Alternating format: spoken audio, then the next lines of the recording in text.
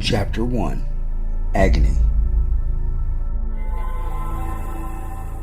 Please don't let this be real. Let me wake up screaming and dispossessed of all faculties except for one. Let me know that this is a nightmare and I'm not really here. Or else, let me disappear into nothingness. Let me cease to exist.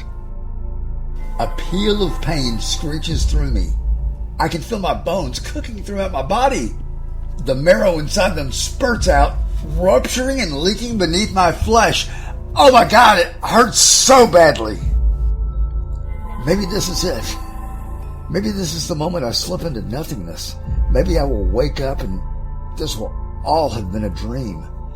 Let this be a dream or let me die. Please. Maybe.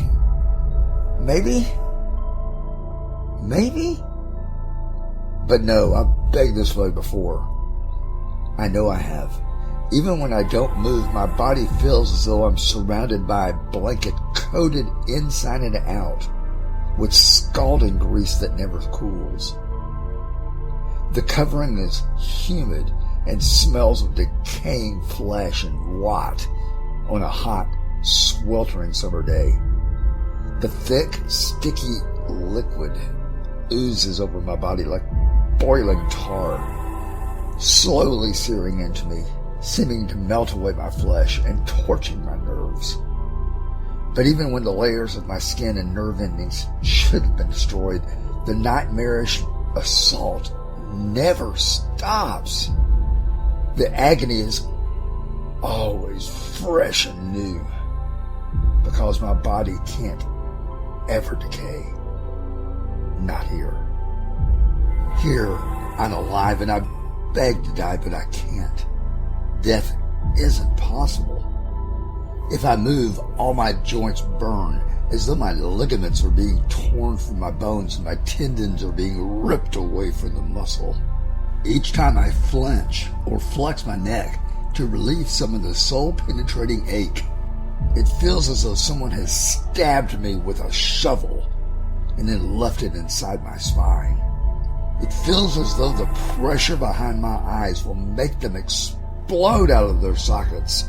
But when I hold my fingers against my eyelids, trying to get the slightest amount of relief, my eyeballs are so sensitive. It's as though someone is using their thumbs and ramming them backward into my skull. And my hands, they creak and the tendons pull as if they're being crushed in a vice. My fingers are swollen and tender like they have been held in boiling water and then rubbed raw with rock salt. I try to stand still, but the bottoms of my feet fracture and crack like they are charred and covered with boils that burst just from the weight. I fall over, or think that I must have, and my shoulder shatters. My hips are displaced. The insides of my thighs melt together and the outside of my body stings as if I'm being eaten alive by an army of ants. My stomach churns and my guts seem to move inside of me. I never knew what the phrase, "the worm shall never die," meant until I came here. The dry heaves that make my belly cramp and my mouth secrete a horrible, vinegary saliva that is acidic and burns the canker sores eating into my mouth and nose and lips, add to my torment. Then worms come up, and I feel it squirming in my throat, out of my nose and mouth. I just want to rip my body open and spill them out, but I can't. Before coming to this godless abyss, when I needed to vomit but had nothing in my belly, I would gag and convulse. My abdomen and sides would constrict, my back would round upwards, and I couldn't catch my breath. But at least, after I retched and choked, I'd have a slight reprieve. But here, a single second of not smelling and tasting the horrible stench would be delightful. But no, Air mixed with wretched odors from my belly and my lungs spew up through my esophagus, where it seems like the flesh inside me peels off and chunks of it are emptied into my mouth. I am a living corpse and I taste gross, obscenely horrid. It's as if I'm smelling and drinking and gargling from a sewer of putrid, mold-covered, rancid, slimy stew that's been left in the sun for days and only gotten thicker. That's what I taste like from the inside, only worse. I wish I could spit the flavor out or wipe it off of my lips. But there is always more and I can't flee from it. Worse is, I know that I can't get away from it even for a moment. Why can't I get used to it like someone who lives in squalor every day of their lives and becomes desensitized to it? It's not fair.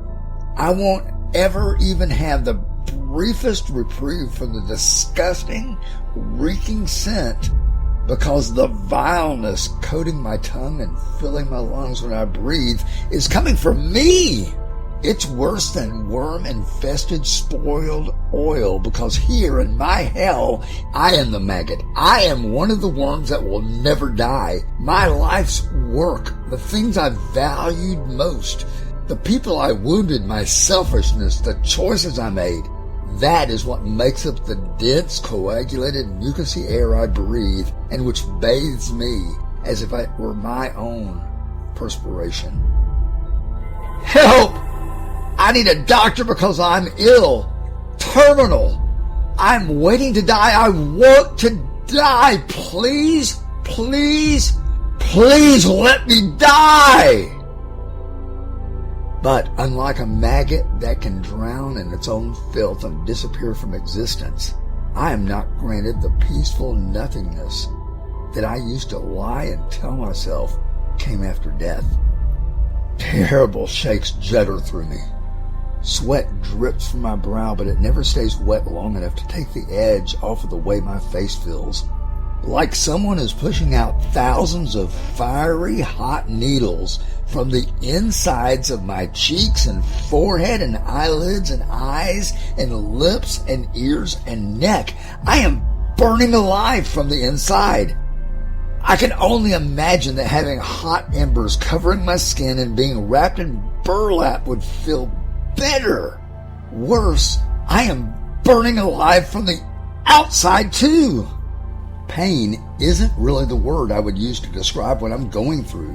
What I used to think of pain, I would now consider gentle. Pain, I used to think, would be having my fingers slowly closed in the hinges of a door until they are mangled and flattened and then quickly released so additional pain comes upon me all at once. No, this is nothing less than never-ending, miserable agony. As a child, anytime I'd moan or scream because I was feeling bad or in discomfort, my mother would check on me. Even if she couldn't do anything for my distress, her presence comforted me. When I was a teen and I wept, friends would console me with words, or at the very least, friendship. As an adult, I could take meds or talk to a counselor to ease my mind or deal with the irritations of life. Now, here, in this awful, awful place, even those tiny bits of comfort aren't given. My anguish is unbearable, but so is the stench that permeates my very being. I don't know which is worse. The intensity of both are synchronized to my thoughts so that if I think of one and not the other amplifies and I go back to thinking about it. But as soon as I do, the other comes back and haunts me. Oh, please, make it stop. I'm begging. Just for the blink of an eye, let me rest, please.